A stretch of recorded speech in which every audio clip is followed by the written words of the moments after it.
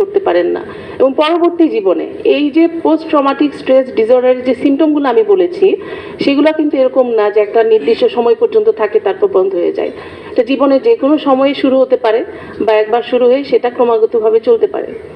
তারা কিন্তু পরবর্তীতে তাদের মধ্যে বিভিন্ন ধরনের সেক্স ফোবিয়া ডেভেলপ করতে পারে। পার্টনারকেও তারা অনেক সময় ট্রাস্ট করতে পারে না। বিভিন্ন ধরনের পেইন সেক্সুয়াল ডিসঅর্ডার হতে পারে, বিশেষ করে ফিমেলদের মধ্যে। এই বিষয়গুলো হচ্ছে যিনি রেপ সার্ভাইভার তার বিষয়ে বললাম।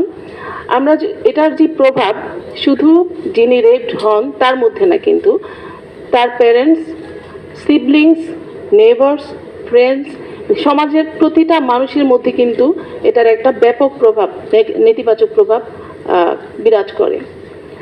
তো আমাকে যে বিষয়টা নিয়ে কথা বলতে বলা হলো যে ওই চাইল্ড ইউনিটের ম্যানেজমেন্ট কেমন হবে, বা আমাদের সোসাইটির লেভেল থেকে বা এজ এ পার্সন আমরা কি করতে পারি। প্রথমত ওই পার্সন বা প্যারেন্টের ক্ষেত্রে এই বিষয়টার ম্যানেজমেন্টের জন্য এই বিষয়টাকে প্রথমে অ্যাকনোলেজ করতে হবে যে ওই মানুষটা আসলে ভিকটিম। সেলফ ব্লেমিং এর জায়গাটা থেকে আসলে বের হয়ে আসতে হবে এবং তাকে সোশ্যাল সাপোর্ট দিতে হবে, ফ্যামিলির সাপোর্ট দিতে হবে, সোশ্যাল নেটওয়ার্ক তৈরি করতে হবে, প্রফেশনালসদের কাছ থেকে হেল্প সিক করতে হবে। এবং এই জায়গাগুলা থেকে এই যে আমরা সোশ্যাল সাপোর্টের ব্যাপারটা বললাম, সেখানে শুধু প্যারেন্টস না, আমাদের সোসাইটির প্রতিটি মানুষকে এগিয়ে আসতে হবে, তার নেবার্স থেকে শুরু করে স্কুল টিচার সবাইকে এগিয়ে আসতে হবে, যেহেতু এটার ইম্প্যাক্ট ওয়াইড স্প্রেড।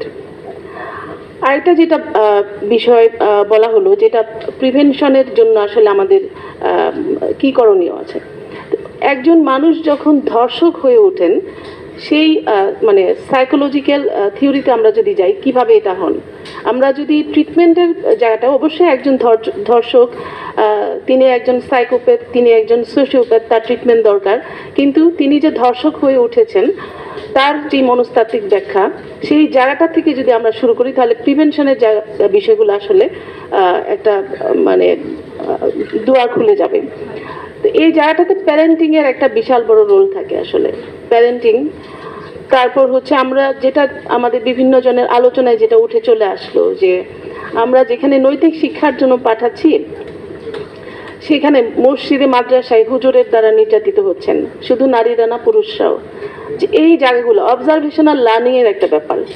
যে কোনো ক্রাইম কিন্তু লার্ন বিহেভিয়ার, এবং সেটাতে যদি পানিশমেন্ট না থাকে তখন কিন্তু এগুলো রিইনফোর্সড হয়, এখানে প্রশাসনের বিষয়গুলোও চলে আসে।